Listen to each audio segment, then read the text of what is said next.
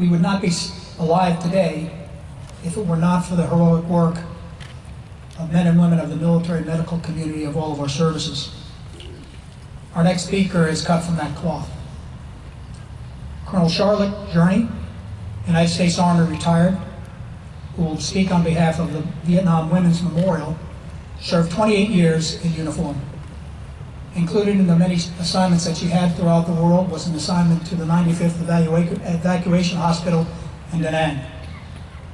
So she was witness to some of the most difficult sacrifices of our colleagues. Following her career in the military, she achieved success in the private sector, where she currently serves as a clinical and administrative leadership consultant. Please join me in welcoming Colonel Charlotte Jerney.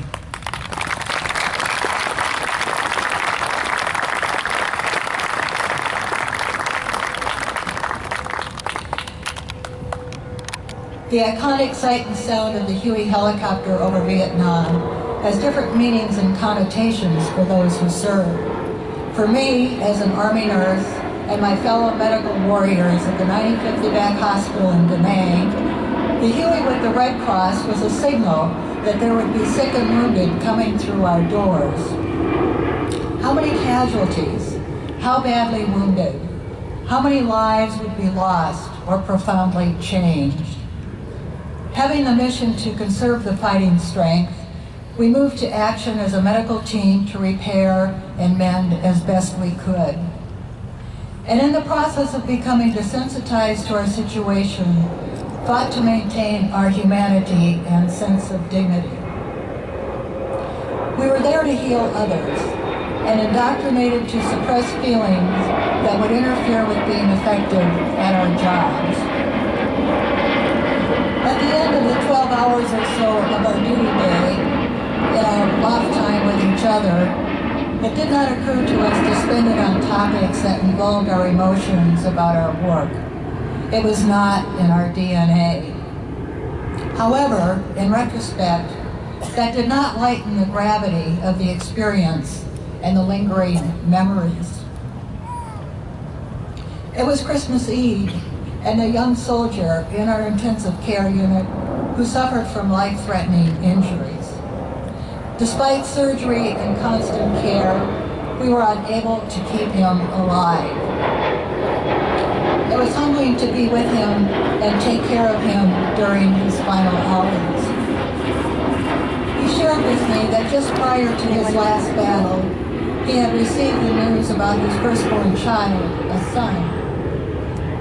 His name is on this wall, and he did not die alone. The young pilot who was evacuated to us with a depressed skull fracture after his helicopter crash. He was placed in critical care on our neurosurgery ward and is remembered in part because I was able to follow up with him at Walter Reed. Upon admission, he was comatose and exhibiting other signs of brain injury. During the time he was waking up, he thought he was in a POW camp because all he could see were our Vietnamese patients, ARVN soldiers, and civilians caught in raids. During his wake-up period, he remembered that I was the first person to approach him. Relief when he saw an American, and a woman at that. I introduced myself as Captain Jerney, told him where he was, what had happened to him, and that we would take good care of him. The story continued at Walter Reed, where I was able to track his rehabilitation and discharge from the hospital. There are 8 military women on the roll call of those who died in Vietnam. 7 are Army Nurse Corps officers. Lieutenant Colonel Annie Graham, Chief Nurse, 91st Evac, Tui Hua, and First Lieutenant Pamela Donovan, Alston, Massachusetts, 85th Evac, Quin Yon, died of natural causes. First Lieutenant Sharon Lane, Canton, Ohio, died from shrapnel wounds during a rocket attack while at her post at the 312th Evac, July. Second Lieutenant Carol Ann Drosba, Dunmore, Pennsylvania.